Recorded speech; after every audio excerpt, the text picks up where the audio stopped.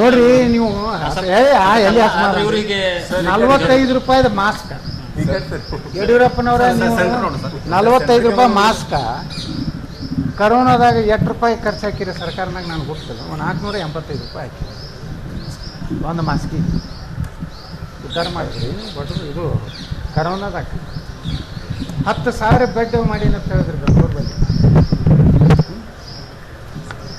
ಆ 10,000 ಬೆಡ್ ಬಾಡಿಗೆ, ಇದು ತಲೆ ಇಟ್ಕೋರಿ, ಬಾಡಿಗೆ ಖರೀದಿ ಮಾಡಿದ್ರೆ 2 ಬೆಡ್ ಬರ್ತಿತ್ತು. ಅರ್ಥ ಆಗ್ತಿಲ್ಲ ನೀವು? ಒಂದು ಬೆಡ್ಡಿಗೆ 20,000 ರೂಪಾಯಿ ಬಾಡಿಗೆ, ಒಂದು ಪರ್ ಡೇ ಇಟ್ಟು. ಹಾಂ, 20,000 ಒಂದು ಪಾಠ, ಒಂದು ಇದು, ಒಂದು ಸಲಾನ್ ಎಲ್ಲ ಬರ್ತೈತೆ. ಇಲ್ಲ, ಎರಡು ಸೆಟ್ ಬರ್ತಾವೆ. ಇವರು ಒಂದು ದಿವ್ಸಕ್ಕೆ ಎಷ್ಟು ಖರ್ಚಾಗ ಗುರ್ತೈತಲ್ಲ ಕರೋನಾದಾಗ. ದಾಖಲಾತಿ ಅದ್ರ ಬಿಡುಗಡೆ ಮಾಡ್ತಾರೆ. ದಾಖಲಾತಿ ಪಬ್ಲಿಕ್ ಅಕೌಂಟ್ಸ್ನಾಗೇ ಐತಿ. ಅದೇ HK ಪಾಲ್ರಿ ಚೇರ್ಮನ್ ಇದ್ರು ಕೇಳ್ರಿ. ಈಗ CC ಪಾಲ್ ಮಾಡಿದ್ದು ಅದಕ್ಕೆ ನನಗೆ ಕೇಳಿದ್ರು, ನಾ ಎಲ್ಲ ತೆಗೆಯೋ ಅಂದ ನಾನು ಮಾಡಲಿಲ್ಲ. ಆಯ್ತಾ? ಎಷ್ಟು 1,000 ಕೋಟಿ ರೂಪಾಯಿ ಹೊಡೆದಾರ ಅದ್ರೊಳಗೆ. 40,000 ಕೋಟಿ ರೂಪಾಯಿ ವ್ಯವಹಾರ ಐತಿ ಕರೋನಾ.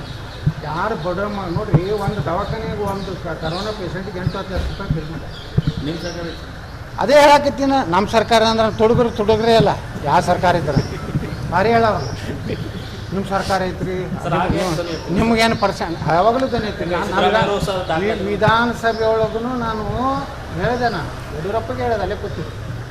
ನನಗೆ 5,80,000 ರೂಪಾಯಿ ತೊಗೊಂಡ್ರೆ ಮಣಿಪಾಲ ಹಾಕ್ಬೇಕು.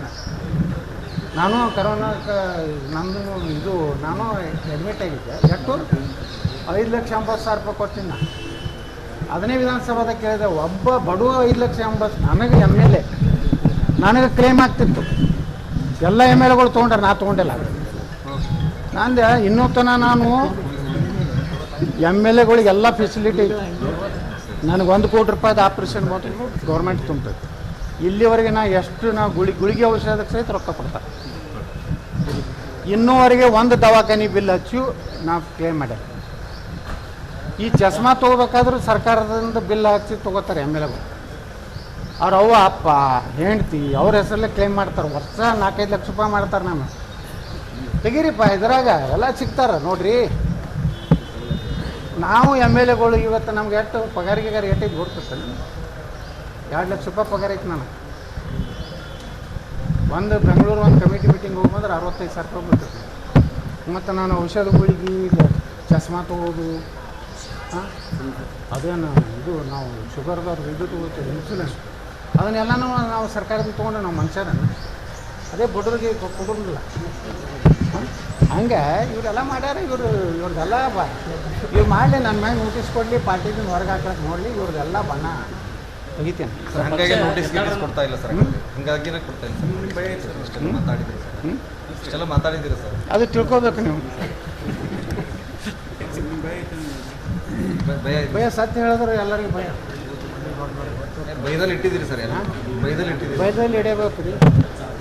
ಎಲ್ಲರೂ ಕಳ್ಳರಾದ್ರೆ ರಾಜ್ಯ ದೇಶ ಯಾರು ಉಳಿಸ್ತಾರೆ? ಈಗ ಮೋದಿಯವ್ರದಾರ ದೇಶ ಉಳಿದೈತೆ.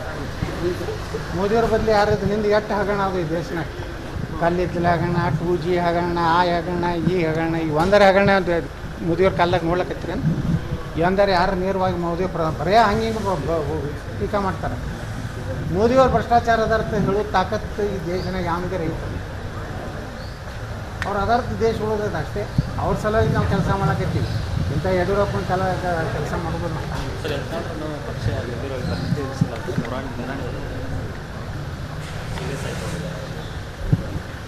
ನೋಡ್ರಿ. ನೀವು ಅಂಥದ್ದು ಪ್ರಶ್ನೆಗಳು ಕೇಳ್ತೀವಿ. ಹೆಂಗೆ ಆಗ್ತಾರ ಎಲ್ಲ ಐತಿ ಮಾಲ. ಏನಾಗಿದೆ ಸರ್, ಏನಾಗಿದೆ ಸರ್, ಮಾಲ ಅಂದ್ರೆ ಎಲ್ಲ ಅರ್ಥ.